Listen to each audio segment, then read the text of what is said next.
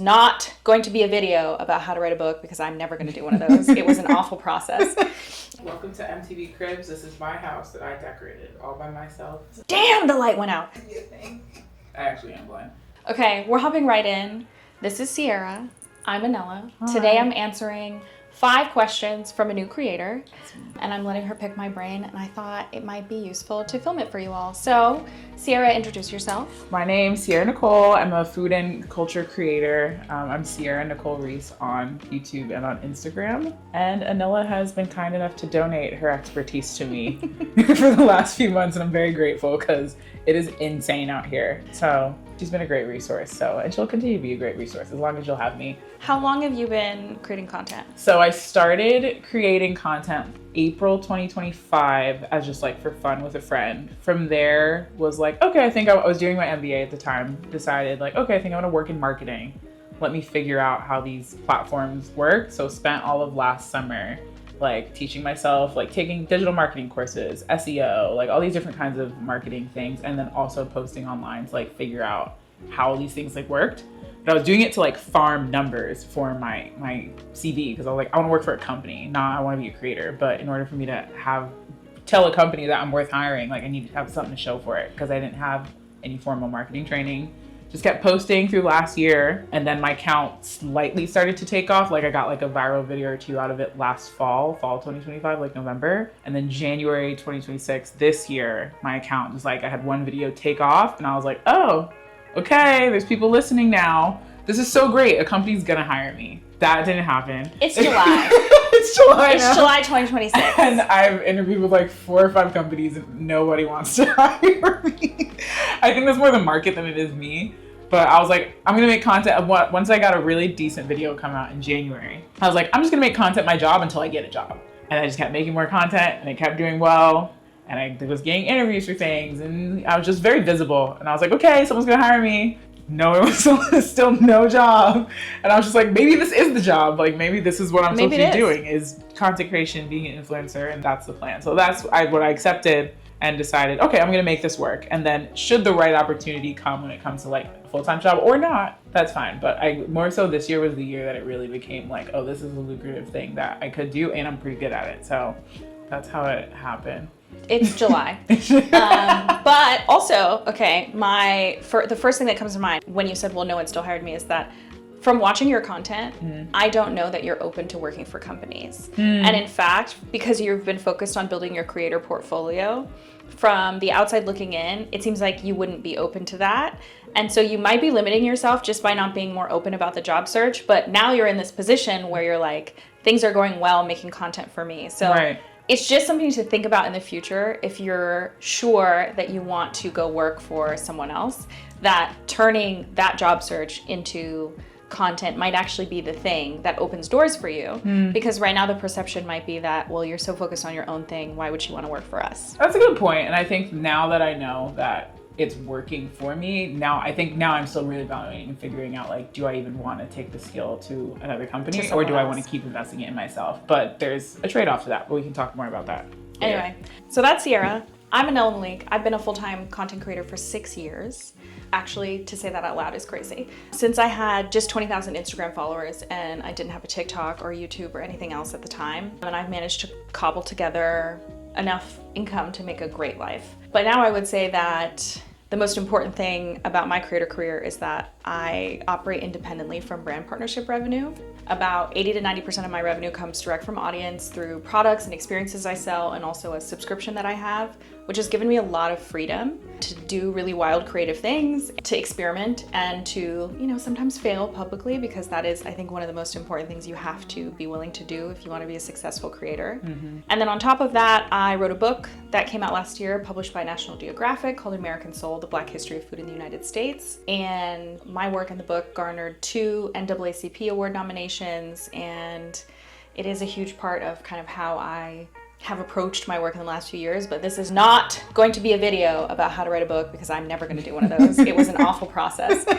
Instead, Sierra was in town and said, hey, like, let's hang out. Maybe we could go try a place. And I was like, yes, but also let's film something, because I find sometimes it's really difficult to give abstract advice to new creators, even though they're like, oh, what's your top tip? Because it's like that's such a big question, and I'm not a new creator anymore, and sometimes it's hard to remember like what it was like in the beginning.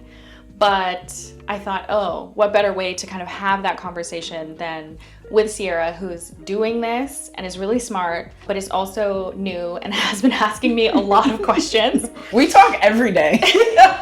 So, welcome to 5 Questions from a New Creator, featuring Sierra and Anela. Yay. This is not a series though, we're just doing this once, so don't get excited. Could be. Okay. Sierra, what's your first question? What are the 3 things that you think new creators should know? 1, that followers do not equal money. Mm. There was this viral, I think TikTok like 6 months to a year ago, of a girl who was like, I have 1 million followers and I'm broke. All these content creators say that they're making money, they're lying to you.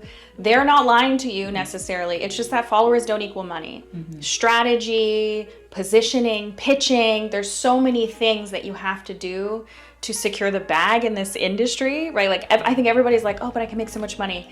It's a lot harder than you think. The vast majority of creators do not break 6 figures in revenue a year. And on top of that, it's not really about followers. So that would be the first one. The second one would be, you have to be willing to fail publicly. I have failed many times in my career. I've launched series that nobody was interested in. I've, of course, published many, many videos that flopped. I have launched merch that didn't really sell. I have done many things that did not do well. But you have to be willing to do those to get to the things you're good at and to refine your skills, your storytelling skills, your sales ability, like getting better at building sales channels and figuring out funnels and all of these things. You have to do them, which means sometimes you're going to have to fail. And a lot of that failure is going to happen in front of a camera. Mm-hmm. So if your ego really, really drives you, this industry is going to be very, very hard. And the third one would be that this is just my personal opinion, I think a lot of creators chase topics and interests because they think it's what their audience wants. And so they're creating content about things that they're not even really passionate about. How are you going to make content for 6 years about something you're not passionate about? You're going to be so fucking bored. Who cares if that thing goes viral? And I see this a lot, like a certain shtick, a certain format approach goes viral and they do it 1,000 times, but it's not really what they want to be doing, and now they're stuck. So I would say for new creators, you have to find this balance of, I'm really passionate about these things and interested in these things, and then I get creative and work really hard and sometimes fail publicly to figure out how I can get my audience interested in those things. That's the sweet spot, not chasing virality. Mm-hmm. One of my other creator friends and I talked about that whole, like, she called it the 1 million follower curse. And she was like, I don't really understand why this happens, but I talked to a bunch of people with a lot of followers and they're like, I'm broke. Or like, even I realized that like 1 million followers didn't really mean things to me when I started meeting creators I had never seen or heard about in my life. And they had like, and then I looked them up. I was like, oh, you have a lot of followers. There's a lot of like very niche corners of the internet. Yeah. You can be very, very big in one space, never convert that into like a viable commercial thing, and also never be known outside of that. And also, it really depends on, is being known your end goal, right? Do you want to be famous? Because that's a very different thing than I want to run a successful creative business. Yeah, that's interesting. I think with the 1 million follower thing, in my, like, I have an MBA. In my MBA head, I was like, I feel like I get why the 1 million like follower curse exists, because now knowing the industry of the couple months I've been in it, of like, okay, once you get over a certain threshold, you become really expensive to brands. And then the market is softening around like paying for creators and how much they want to pay for creators. So now more people are starting to look in kind of micro influencers where your engagement rate is higher, but you cost less to hire out. And then I'm just thinking about them, like, yeah, it makes sense why, like, on the brand deal front, people wouldn't want to hire someone with 1 million followers, depending. Like, of course, there's exceptions to the rule, but like, that makes sense to me. I'm like, once you hit that threshold, you need to be at a point where either like you have your own product service thing that you can sell because to your big audience, or you have to be like Geographic just did a campaign with Venus. You have to be someone who can be put into a bigger marketing campaign. And the thing about Drew, and I love her, is that she's so consistently viral. So it's not even about having 1 million followers or breaking 1 million or breaking 2 million. You do that, but then you still, among those people, because there's lots of people who will hit that number, you have to be a top performer. Right. To be someone that Venus can say, okay, we'll give her $650,000 for, this multi platform campaign that's going to stretch a year and is going to have exclusivity. Because if someone's going to spend that much money, you have to still be performing top of market for people in that band, right? And even me, I have 200 and something on Instagram. I honestly don't, this sounds terrible, but I don't really remember because followers are not my focus. But I did a partnership with a destination that was very expensive. And I know for them it was expensive as like it was expensive to go to, or like they paid you They paid me very well, right? And I know that it was the very tippy top of their budget. And in fact, they had to like draw from multiple pools of budget. Now, it performed really, really well. And it was for something where I have a lot of expertise in this area. So I have name recognition, I have expertise. Also, all of my content about this thing consistently goes viral. And I'm one of the largest influencers that covers this thing in this region, right? So like, not only will they get local saturation from my coverage, they'll get my broader national audience. So the money made sense, they paid it. And I know for a fact that they use that partnership in their case studies when they're at conferences and things, because people have screenshotted the slides to send it to me where they were like, you know, sometimes spending this much money is worth it. Yeah. And then it's like my face and it talks about how expensive this campaign was, but also talks about like the ROI. However, as much as I would love to work for this destination again, they've never hired me again after that because they just don't have the money. And for me, I'll just go, at this point in my career, I'll go on my own and share about it on my own because I love that place and I have a great time there. Yeah. Rather than take on a project that has a ton of deliverables but not much budget because I have so much going on. Now, at a different stage in my career, I might be like, yeah, I'll take the reduced pay. Like, I like working with them. But right now, I'm honestly like, I would just rather go for the weekend and enjoy myself. Yeah. And not have it be like formalized work contract in that way. But even then, like That's literally my next big campaign is a bunch of deliverables and not that much money. And it's a ton of work. And you'll get to the point where you're like, that wasn't worth it. I think this one's going to be worth it, especially since I'm new. But I think once I grow, get to a point. I'm like, no. Let me just pay the money and go. Okay. Question 2. What are some things that you see all successful creators do?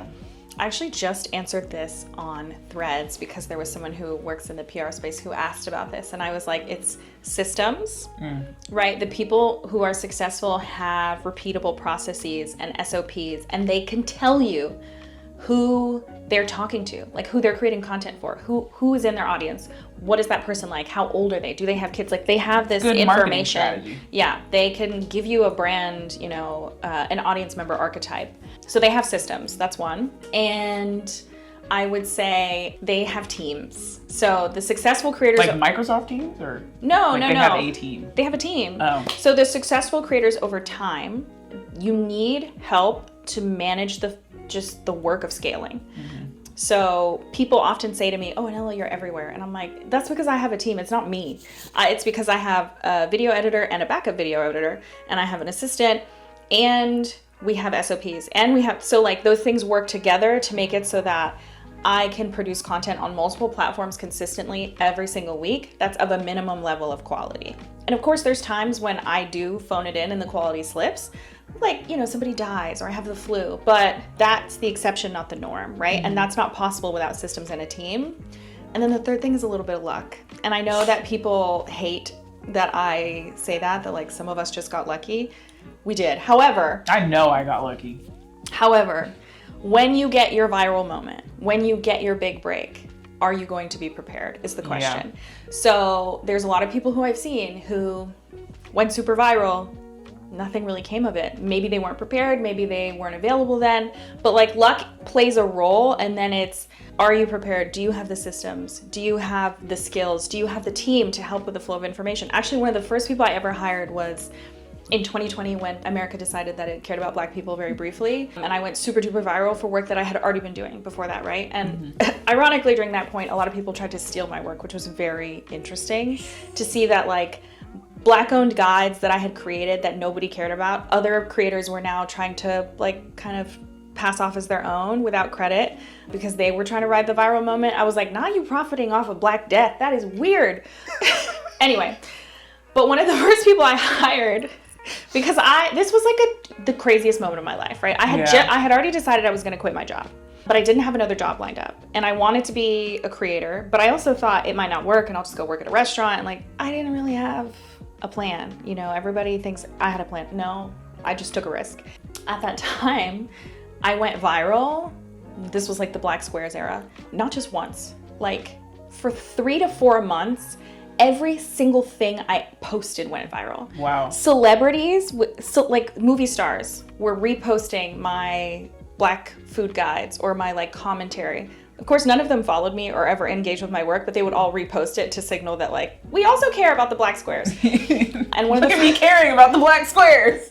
One of the first people I hired was someone to help me manage my comments. He was a friend, still a friend, and I was like, okay, well, you're gonna be talking to a lot of Black folks in my comments, so I want you to be Black. And he was a Howard student, and I was like, when you reply to people, just talk like you're talking to us. And if they're sensitive comments, send them to me. And some people might get upset about that, but like, I had this feeling that, okay, if I can't capture this moment, I won't have a job doing this in 3 months.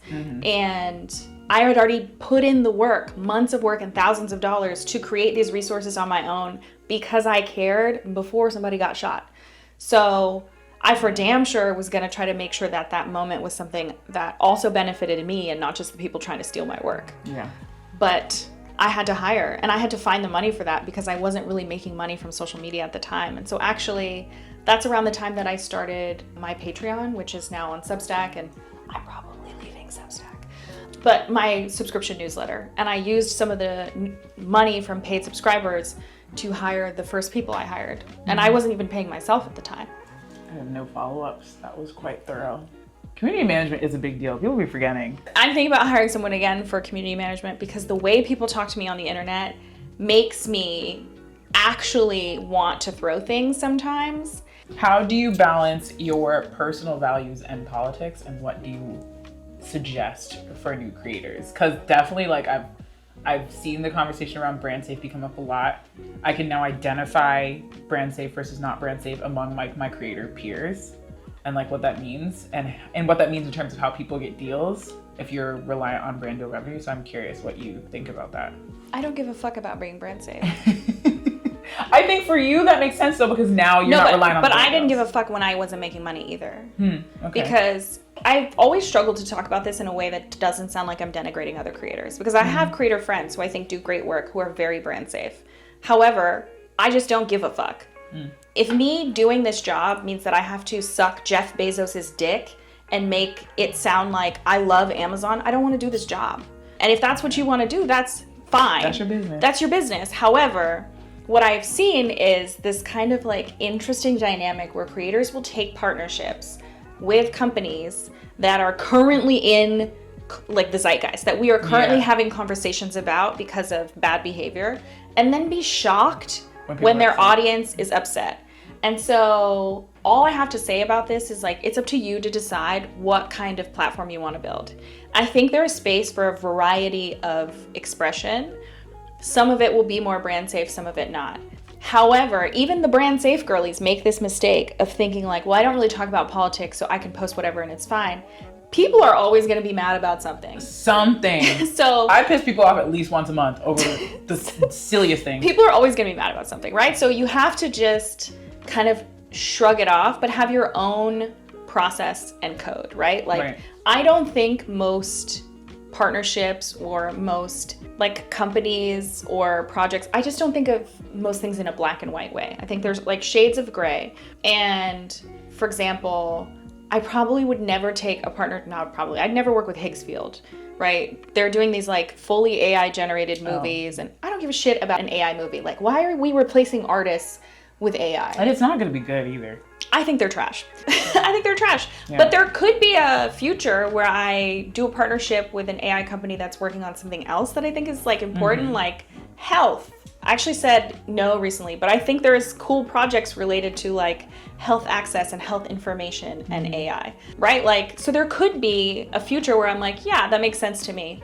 But the way I view it is, would this be something that I would bitch about my friends to? If it is, I shouldn't work with them. Like if I'm in my living room and I'm like, fuck Jeff Bezos, he's really ruining America, I shouldn't promote his companies. You know, like And so that's kind of where I draw the line, and politics is personal. So a lot of those decisions are personal. You have to know who you are and know what you're willing to tolerate. And I just don't really care about brands loving me in that way. And I didn't, even when it was much more risky and I didn't have these other income streams. But that was a choice, and I made that choice, and I was fine with that choice. And because I made that choice, I spent years building systems and offerings to wean my dependence off of brands to protect myself. And now I'm in a very privileged position because of it, actually. So like the brand safe girlies, they could be brand safe forever, but what happens when they get to a certain size where their rates are just so high, it limits who they can work with, but they've never developed another revenue stream.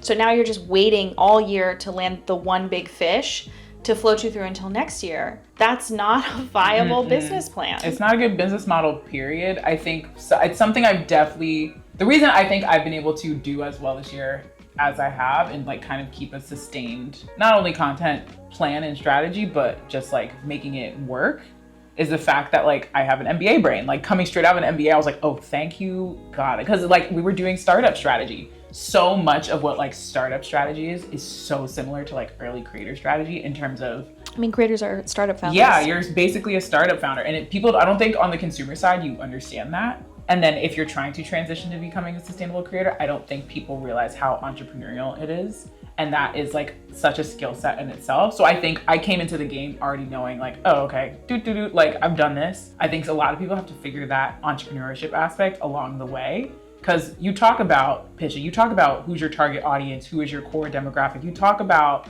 multiple streams of revenue and breaking even, just like basic marketing strategy. I was talking about my mom about this, about supply chain. Like for people who, even if you have like a CPG business, like a small business, there are formulas that you can, if you want to use AI, pump into AI that will tell you at a certain level of production, at what point you will need to hire someone in order to maintain that level of quality and production. There's stuff for that out there, but like I know that because I've taken supply chain operations. I don't think realize that from the consumer side of how entrepreneurial it actually is. Yeah, I mean, they see that, like for me, for example, people are like, oh, I love your food videos, I love your travel videos. And I'm like, making videos is like 10% of my job, maximum. It's balancing all the accounts and making sure the cash flow is adequate to pay the team, including me, so that I can get paid. It's pitching, it's fixing automations and building automations. They inevitably break at some point, so fix them. It's creating training materials and SOPs for my team and also for me to follow so that our processes are repeatable. It's fucking email. So much of my job is email. Like so much of my job is just answering other people's emails and answering DMs. And now I'm to the point where I'm like, I sometimes have people who will DM me like on earlier in the week, and then they'll follow up and they'll be like, hey, you never replied. And I'm like, I didn't even see this because I get hundreds of DMs a day. Like, it's not humanly possible for someone to see everything. And so, videos are a very small part of my job. And it's also why for a long time I wasn't posting long form on YouTube, because I was too busy running the business to be like, I'm gonna film and edit this like travel movie, because the long form stuff takes way more time and it's a whole different skill set. So videos are the last little bit that you may see, but so much goes into that. Do you think white creators know how much they benefit from white privilege within this market? Because I see it all the time and I'm like, oh my God, they have no clue. No. Oh. Why would they? It's just crazy to me. I mean, like the kind of core premise of white supremacy, or one of the core premises, is that whiteness is positioned as the norm. And so if you're part of that norm, do you really have an understanding of how much you benefit from it? I think some people do. And there are, especially like, there are a few white creators who I love down because they really are aware, and they not only like talk the talk, but they walk the walk. And they've given me and other people big opportunities over the years because they know like, hey, I can probably get in the door in a way that she can't, but her work is great, so let me recommend her. But even our societal expectations of beauty centered around thinness, right? These are standards like the BMI scale, standards created around white bodies and what is the norm for white bodies. And so we think white is more beautiful, and thus we think being smaller is more beautiful. I think that white creators, through no kind of fault of their own, operate in a space where they are the norm. They're held up as the standard, and then they benefit from that, and they can command higher rates. They're also, because of societal like views of whiteness, are less likely to be deemed as unsafe by brands, even if they engage in the same behavior. Because I, as a Black woman, am more likely to be perceived as argumentative, angry.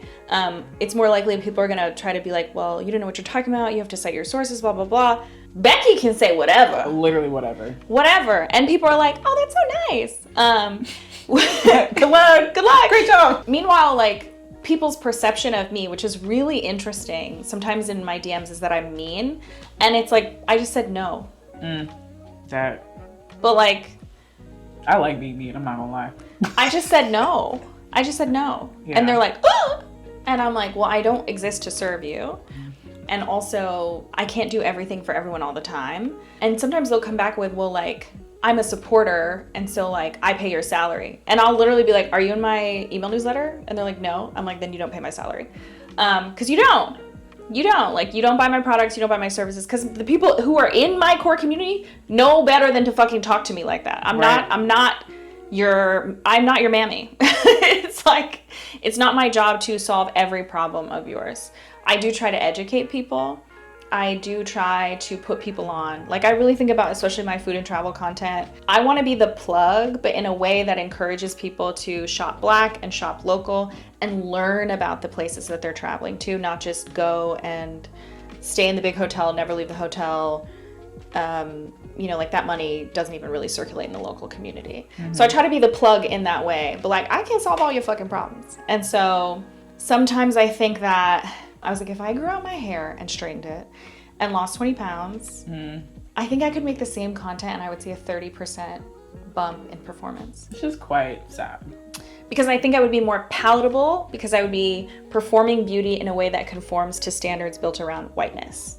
Especially the straight hair, and especially if I was thinner. But like, I don't give a shit about that. And maybe that means I'm not for everyone, but that's a decision kind of you have to make. And as a creator, it sucks to think that, wow, how beautiful I'm perceived to be will impact my content, but it does. Oof, I think about that a lot. It does. A lot. And how much you conform to society's standards around how women should be nice, around tattoos, around aging, all of this stuff will impact how you're perceived, doubly so if you're a Black woman. So I think white creators don't have to wrestle with the same questions in the same way or to the same severity that we do. Anyway, if you want to be a creator, it's a lot of work. But it's a lot of work. You have to be just a little bit insane. No, Truly. You have to be, I say you have to be stubborn. So for example, if I have a video that bombs, I won't even delete it. I'll just redo the script 3, 4, or 5 times until it takes off. Because I'm going to get it right. If I have a trip that doesn't sell out, I'll wait 2 months and then I'll do an entire second sales campaign, which I'm getting ready to do right now, because that fucking trip is gonna sell out. This is insane.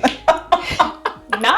It's like calculated insanity. No, because okay, what is the phrase that the definition of insanity is doing the same thing over and over and expecting different results?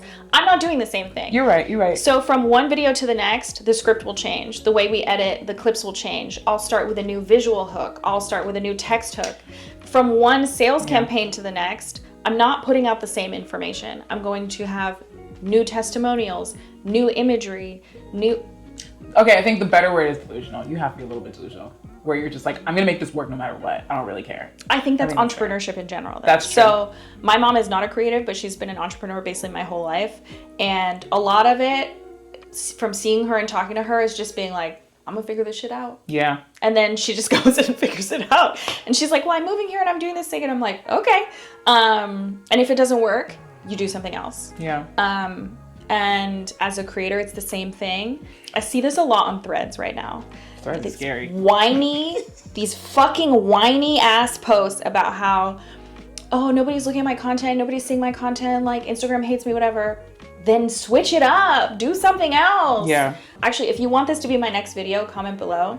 I'll do like a full kind of breakdown of this. I've posted about this before, like here's my strategy for when things are not performing. It's like reevaluate, experiment, re-edit, whatever, try something new. But the way people will say this, and then I look, and because I'm nosy, I'll go click on their Instagram, and I'm like, but you've been posting the same exact type of content without improvement, without any tweaks for 5 years. The industry is more competitive. The way people interact with content creators has changed. The standards, kind of what people expect, has changed. Switch it up, baby girl. Stop whining. Yeah. So if you are not the type of person who likes to work hard, maybe don't become a content creator. Thanks for watching. Thank you. Bye.